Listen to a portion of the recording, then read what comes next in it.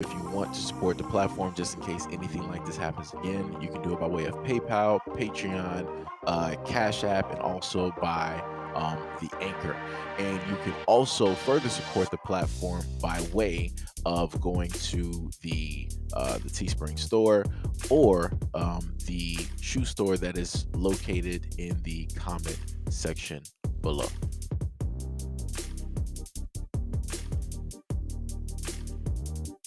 I guess they're waiting on.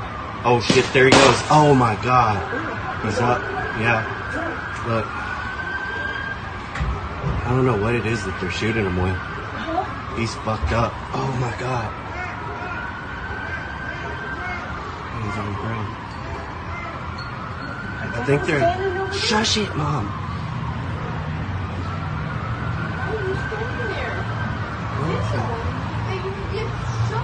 Now they can't shoot me from my own.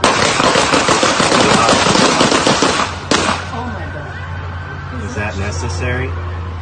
Was that necessary? Wow, he's dead. He's bleeding. They just shot him to death. They killed him.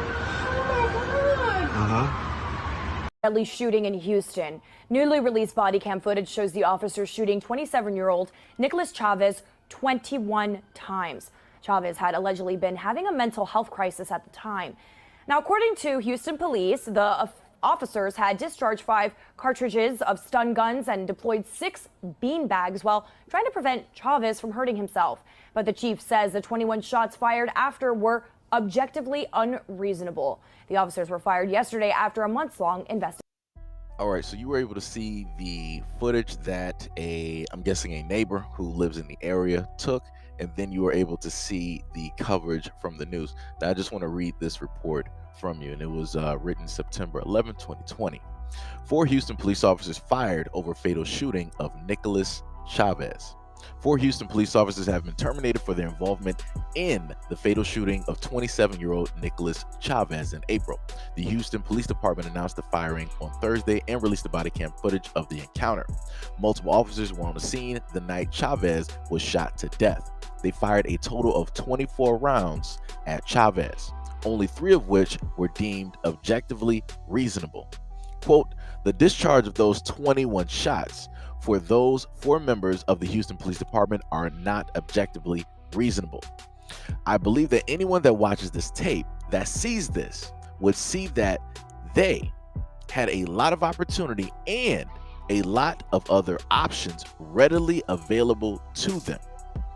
The department said that the officers were responding to a suicide in progress call and used a combination of lethal and non-lethal rounds to try and subdue Chavez.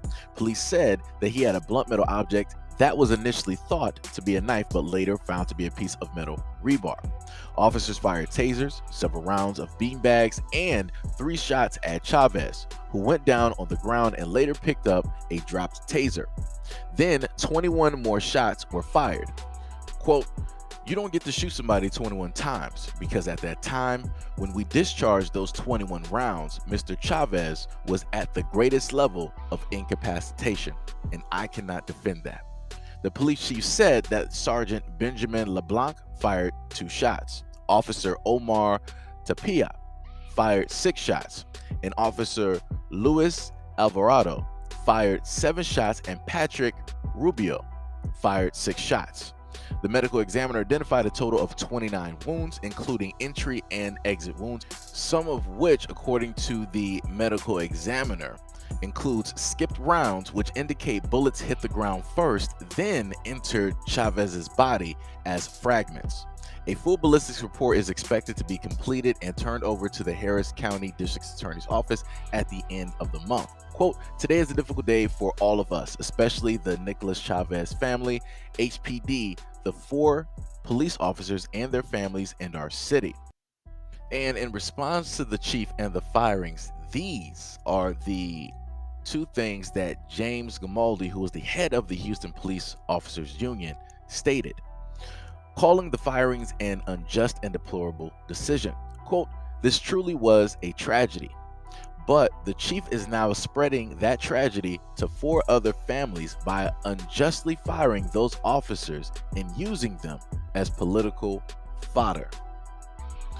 Joe Grimaldi, The president of the Houston Police Officers Union responded that the 4 officers were, quote, fired today for a justified shooting and called the decision unjust and deplorable. Quote, even if you de-escalate, retreat, follow policy, training, and the law, you will still lose your job as a Houston police officer.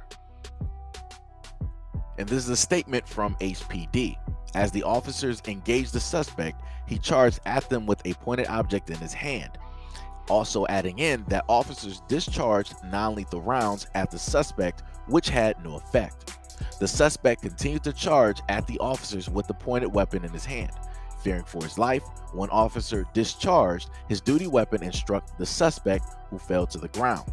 The statement says that the suspect then crawled to a taser that had been dropped by one of the officers, picked it up, and then pointed it at officers' directions. Quote, fearing for their lives, officers discharged their duty weapons and struck the suspect.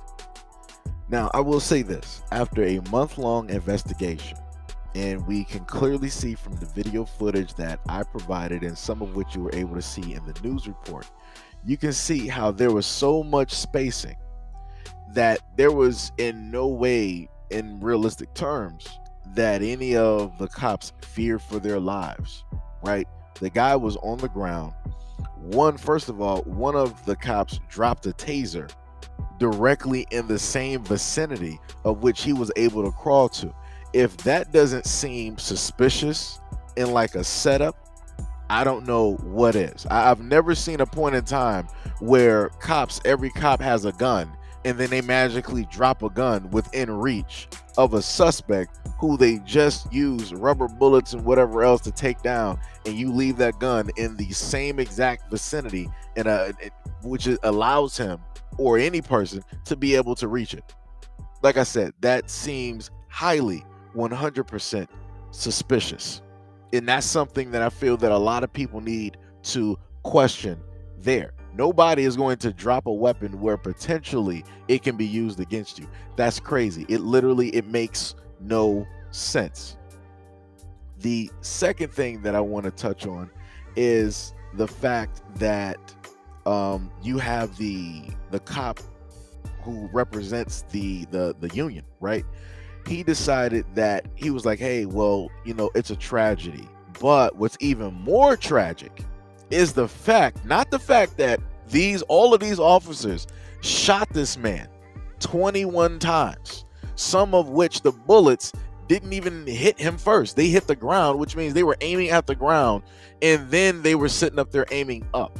That's crazy to me. So you can't even properly shoot at that moment in time. But regardless, he said what's even more tragic is that the 4 officers involved are now going to lose their livelihoods, their jobs, and that's then going to affect their families. Do you see how that works? Do you see how they try to minimize how tragic it is, but then they try to tell you how realistically tragic it is for the officers who are alive and who quote unquote do this job every day, and now they're going to lose their job for, as he stated, a justifiable shooting. Notice how that works. And this is the main thing that I try to get through and tell people every single time, that 9 times out of 10, the cops don't care about you. In this instance right here, you have this police chief who did what he was supposed to do. He saw the video. They had the investigation. It only took them a month. He was like, you know what? You're fired. You're out of here. You're gone. Like I said, I wish things like that would happen more often in every single state when it deals with black people being shot and killed. But like I said before, it was one of his own people who was shot and killed. And respectfully so, he sat up there and went after the people that were responsible. Since he had the power to do so, that's exactly what he did. That part I respect.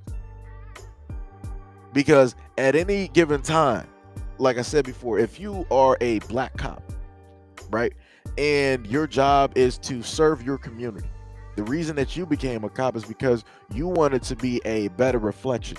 You didn't want to be the same reflection as the ones who came at you when you were younger, who came at your friends or your family. You went there to initially make a difference.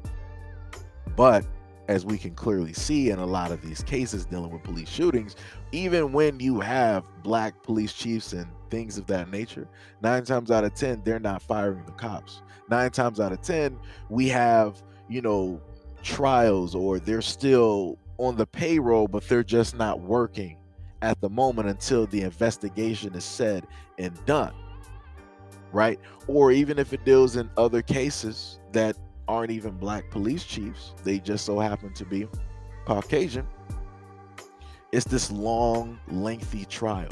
Like I said before, Breonna Taylor, what happened? How come nobody is being charged with anything for killing this young woman who posed literally no threat to police officers, but yet they're still alive and walking around with their families?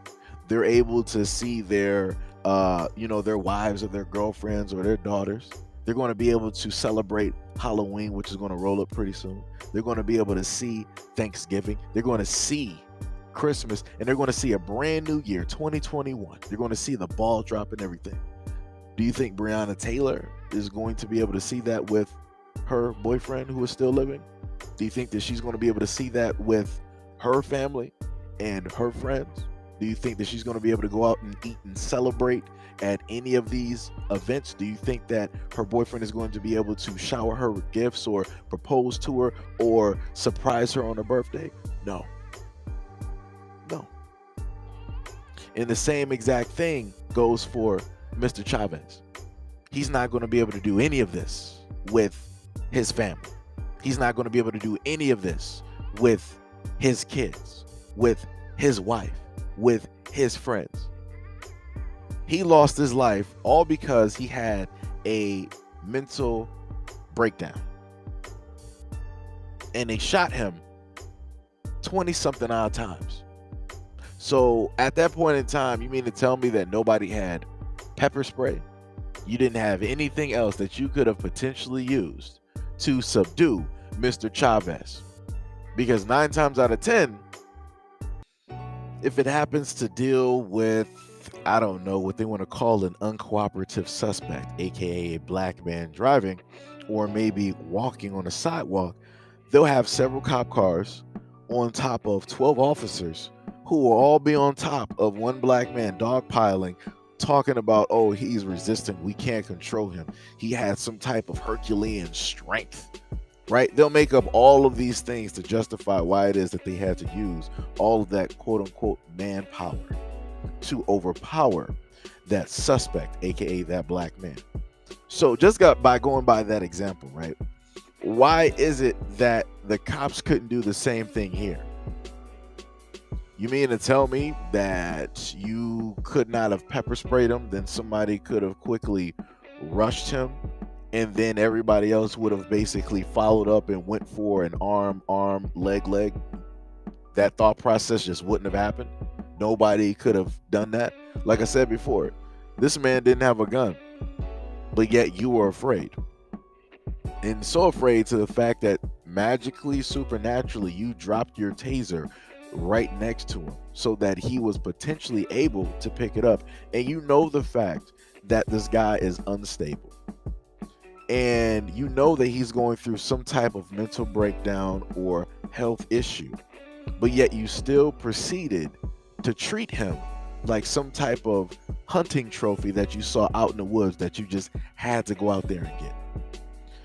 But as I told people before, the main things that I state in these videos is that the same exact things that you see transpire to Black Americans, aka indigenous people, and you choose to go over, wash over, you decide to bird box, right, the whole thing, and ignore it willfully. The same exact things are going to start to happen to you due to the fact of you not wanting to acknowledge the wrongdoings that are taking place in one community that has been historically going on since the inception of this country. So like I said before, this is just an example of what's going to happen in a sense to every other person, right, that is in America. This is the main thing that black people have been talking about and crying about and protesting about and marching about for the longest time. But a lot of people chose to ignore it. But now you can't ignore it because it's starting to hit your front door. Like I said before, this man was killed directly for no reason. And looking at some of the names, he was killed by some of his own people, which is the craziest thing there. But anyways, let me know what you guys think about this video and everything that I stated in the comment section below. And as always, peace, love, and stay tuned for the next video.